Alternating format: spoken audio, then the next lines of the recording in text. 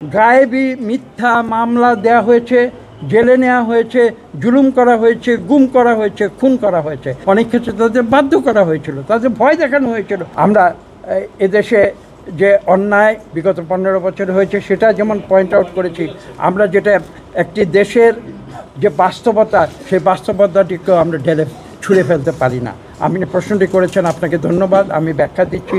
এখন যদি আপনি বলেন যে সরকারি কর্মকর্তা বা স্কুল শিক্ষক যারা লক্ষ লক্ষ বাংলাদেশে রয়েছে বিগত 15 বছর, তারা একটি পরিস্থিতির ভিতরে একভাবে তাদের ব্যবহার, তাদের বিহেভিয়ার করেছে, তাদেরকে সব ছুঁড়ে ফেলে দিয়ে, আমি সব শূন্য করে দিয়ে আজকে আমি আবার নতুন করে একজন করে চাকুরি দিয়ে স্কুল শিক্ষক অ্যাপয়েন্ট করে আমরা এই দেশ চালাবো, এটা কিন্তু বাস্তবতা নয়। কাজে একটা দেশ পরিচালনা আমরা হয়তো মনে করি অনেক সহজ কাজ, বিশেষ করে বাংলাদেশ পরিচালনা করা এটা অত্যন্ত গুরুদায়িত্ব, এবং এর মধ্যে যে কঠিন বাস্তবতাগুলো রয়েছে, সেই কঠিন বাস্তবতাগুলো আমাদের মনে রাখতে হবে। আমি সেই কারণে আপনার প্রশ্নের উত্তর কিন্তু আমি ইতিমধ্যে দিয়েছি, আমি এটা আবার রিপিট করছি, আবার আপনাদের উদ্দেশ্যে বলছি।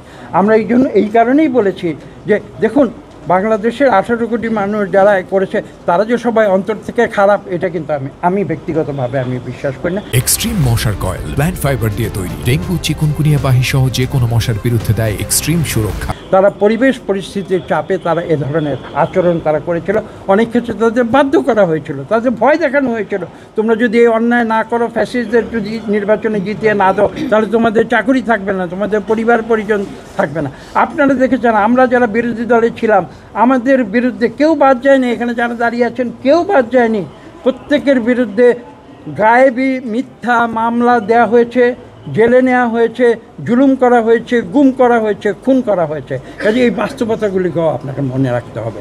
কাজে যেটা বাস্তবতা সেটা হচ্ছে এই সরকারকে, এই নির্বাচন কমিশনকে, এবং সেটাই আমরা অনুরোধ করেছি যে তাদেরকে সেই কনফিডেন্স বাংলাদেশের মানুষের মনে জাগিয়ে তুলতে হবে যে আমরা ভুল পথে যাব না, আমরা অন্যায়ের পথে যাব না, আমরা একটা সঠিক পথে যাচ্ছি। আমরা ছাত্র জনতার বিপ্লবের ফলশ্রুতিতে বাংলাদেশে একটি গুণগত পরিবর্তন আনতে চাই। তোমরা সবাই অতীতের সব অপকর্ম ভুলে গিয়ে তোমরা সঠিক পথে আসো, এবং সেই জন্য যে কিছু আইনগত ব্যবস্থা যেগুলো নেওয়া প্রয়োজন সেগুলো আপনারা জানেন। যে একটা হচ্ছে আচরণবিধি, আমরা রাজনৈতিক দল যারা করি আমাদের জন্য, আরেকটা হচ্ছে